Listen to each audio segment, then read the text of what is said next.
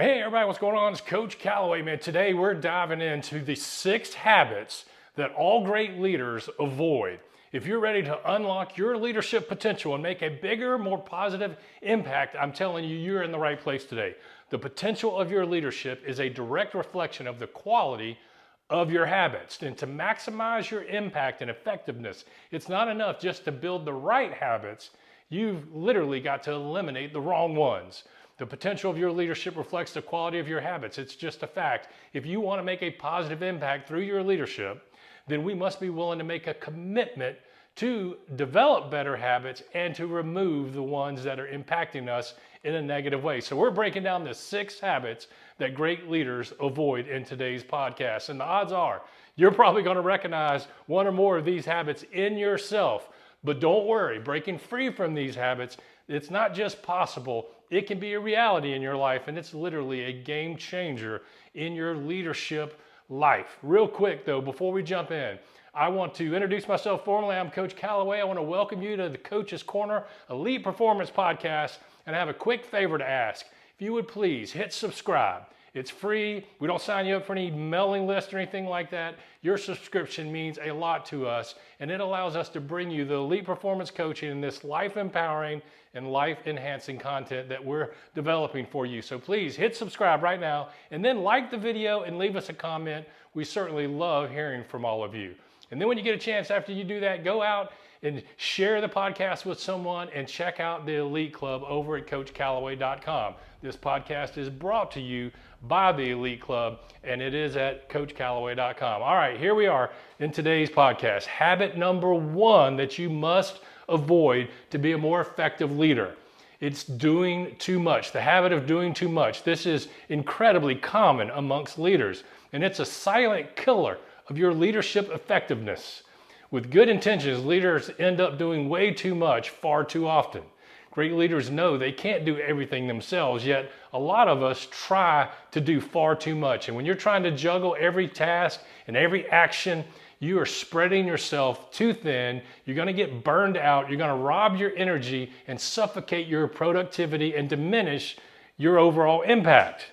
So instead, focus on doing more of the things that matter the most, and focus on getting rid of or delegating the things that matter the least. Focus on what great leaders always focus on, and that's strategic vision and inspiring your team and making high-level decisions.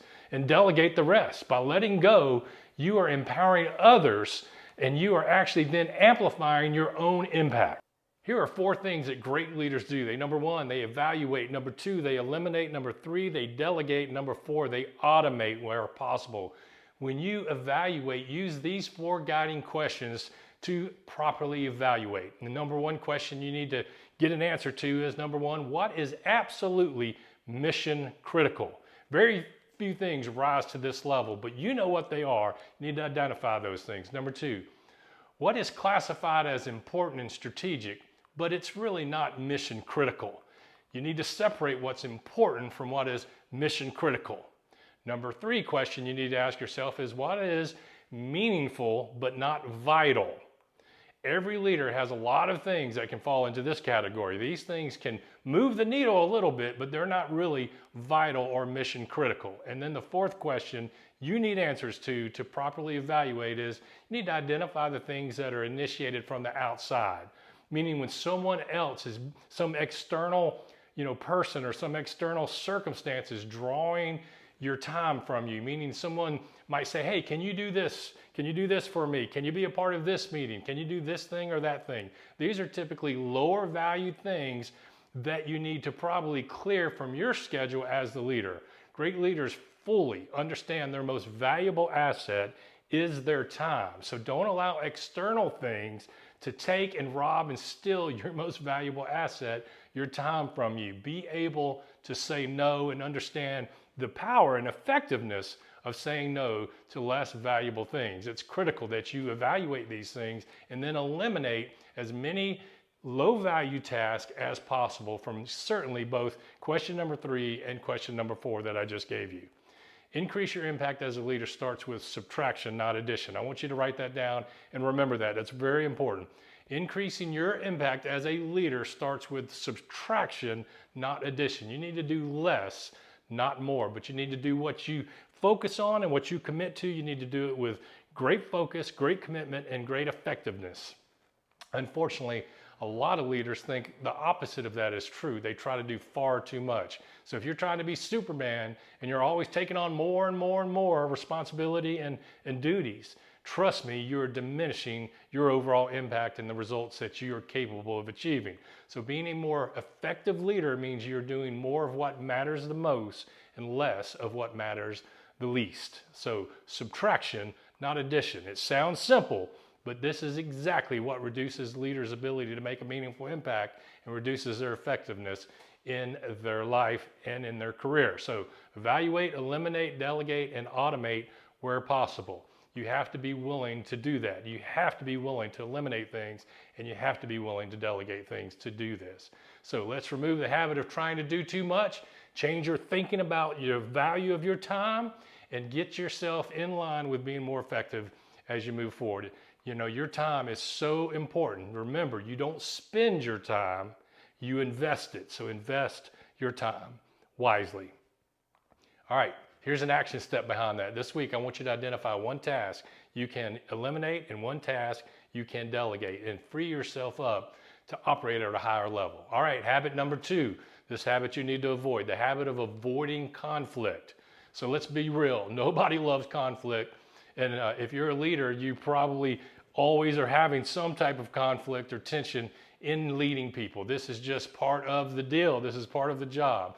And I understand that if you're a leader, that there is guaranteed conflict that comes and goes. And by dodging the conflict, it often stalls progress and creates resentment. Most of us are not comfortable with the tension or having, difficult conversations, and we don't like to hurt someone else's feelings, but we don't like to deliver uncomfortable news in many cases. But avoiding this and avoiding conflict may feel easy in the moment, but it's really more difficult in the long run. So great leaders lean into tough conversations with courage and clarity. Avoiding conflict does not resolve issues. It buries them and it festers and gets much worse in most cases. So avoiding tough conversations that you don't want to have can create conflict. And most importantly, it weighs on you mentally and physically because you need to have this conversation or you need to take this action, and it's uncomfortable for you, so you procrastinate and delay, and it's just robbing you of mental focus, and it really impacts you physically as well. So whether it's addressing underperformance, resolving team tension, tackling these things head on with respect and focus on solutions is where you need to be. Dealing with conflict in the right way with respect can strengthen relationships. It doesn't harm them. So here's your action step around this. Habit number 2, you need to avoid conflict. Think of one conflict that you've been avoiding and schedule time to address it this week. And approach it with respect, but don't shy away from it. You'll be amazed at how much stronger your team will become because of it. All right, the number 3 habit that all great leaders avoid, the habit of doing what you've always done. You've got to avoid the habit of doing what you've always done. Leadership isn't about staying comfortable or the same. It's about development and it's about growth. Sticking to old routines and outdated strategies keeps you stuck in the past.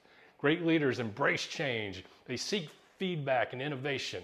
They ask, what can we do better? And great leaders are not afraid to pivot when necessary. There is a famous quote attributed to Henry Ford, I believe. He says, if you do what you've always done, you will get what you've always got. And I understand the spirit of what Henry Ford was trying to say, but that's not exactly accurate, especially in today's time. Sometimes when you do what you've always done, you are actually not staying the same or getting the same results, but you are getting, weaker, you're falling behind, you're getting less results because the world we live in today is always changing. It's changing at a rapid speed. And trust me, staying the same isn't staying the same. You're falling further behind every single day that you're not growing and developing. What worked last year likely will not work this year. Markets evolve, technology advances, team dynamics shift, and many times what used to work does not work as well anymore. One of the greatest threats to future success is often your past success.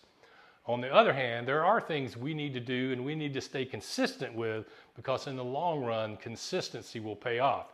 It's like investing in the right consistency does pay off in the long run, but it's got to be the right habits. This is why you must evaluate things honestly and then evaluate those actions and habits with intention. Be very intentional, be prayerful, be thoughtful, and always be strategic in your evaluation. And simply ask yourself, is this habit and this strategy aligned with my ultimate goals? These are how you're going to properly evaluate the things you need to eliminate and the things you need to stay consistent with. So your action step for this habit is identify one process or approach that you've been using forever and ask your team and prayerfully think about, is it something that's going to lead me to my ultimate goals, or is this just something comfortable in my life? And be willing to experiment with a new way of doing things this month. Remember, development and growth starts with change. You've got to be willing to make change. All right, habit number 4 that all great leaders avoid is micromanaging. This is a trap that many leaders fall into, often with good intentions, by the way. If you're hovering over someone's every detail, hovering over your team's every minute, you're not leading, you're just controlling. You might think you're ensuring quality, but in reality, you are stifling creativity, you're removing trust, you're suffocating your team's potential. But worst of all, you're undermining your own leadership when you micromanage everything. Great leaders don't do this. Great leaders avoid this habit by setting clear expectations, providing the direction and the goal, and making sure everybody understands the target, and giving them the necessary resources that is required to deliver the results that you're expecting your team to deliver. Empowering people to take ownership, give them the freedom to make decisions and learn from their own mistakes is very important. And when you do that and you let go of some of that, control that you've always tried to hold on to, you're literally creating a culture of accountability and growth in your team. And this positions you for greater levels of success. And importantly, it frees you up to focus on the more important critical issues, on the things that truly matter, so that you can lead with vision and impact.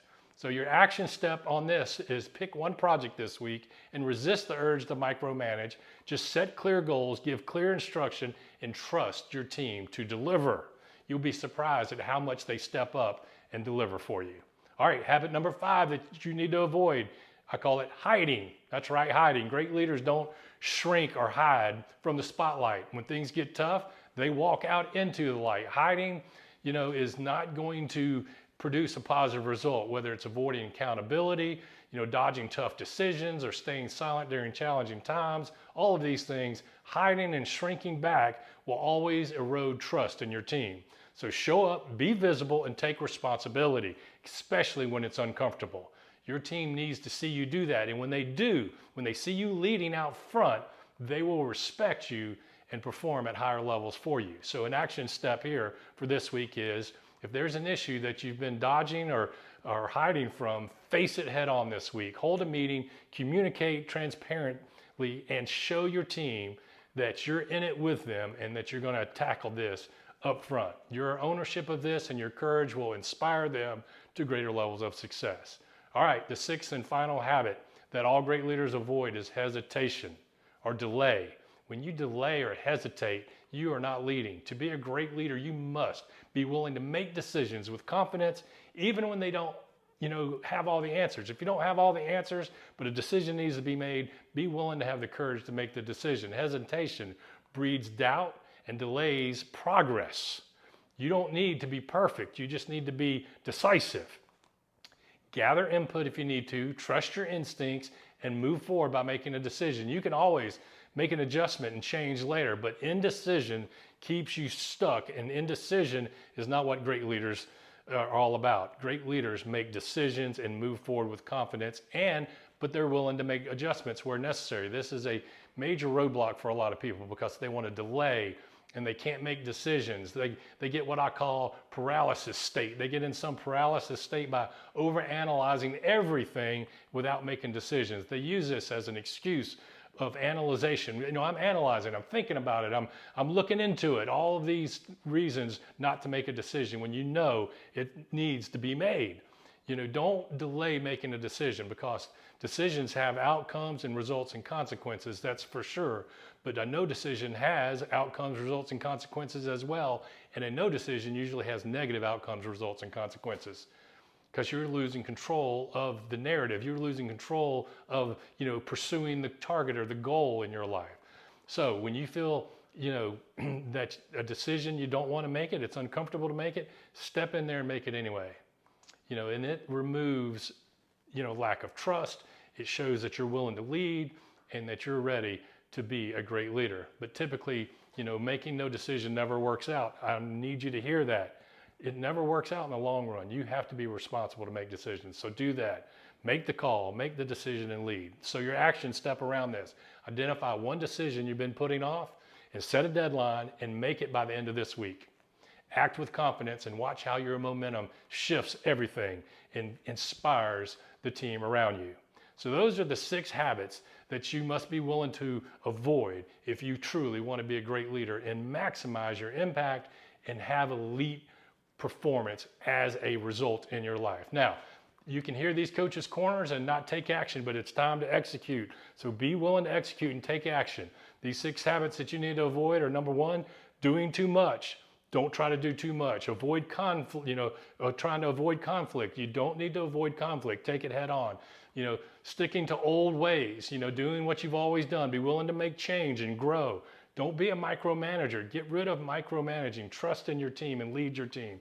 Don't hide from things and don't hesitate or delay. Breaking free from these is not just possible, it's literally a game changer where your leadership is concerned. So commit to eliminating just one of these habits this week, and do that for the next 6 weeks, and you will watch your impact and your results soar. You're not just a leader, you're a great leader. So become the great leader that's inside of you. Now, I want to hear from you, so go ahead, hit that subscribe button, please. Subscribe to our YouTube channel or the podcast platform you're listening to. Hit the like button and leave a comment, share the podcast. And when you get a chance, go out to CoachCalloway.com and check out our Elite Club. Get hooked up with us. We are the #1 leader in elite performance coaching. So share it all with everybody you know and help us grow and impact more people. All right, as I always say, make plays, not excuses, and go be elite. Until next time, God bless. COACH, Coach Calloway. He goes Super Saiyan when he hit the stage. Never make excuses, all we make is plays.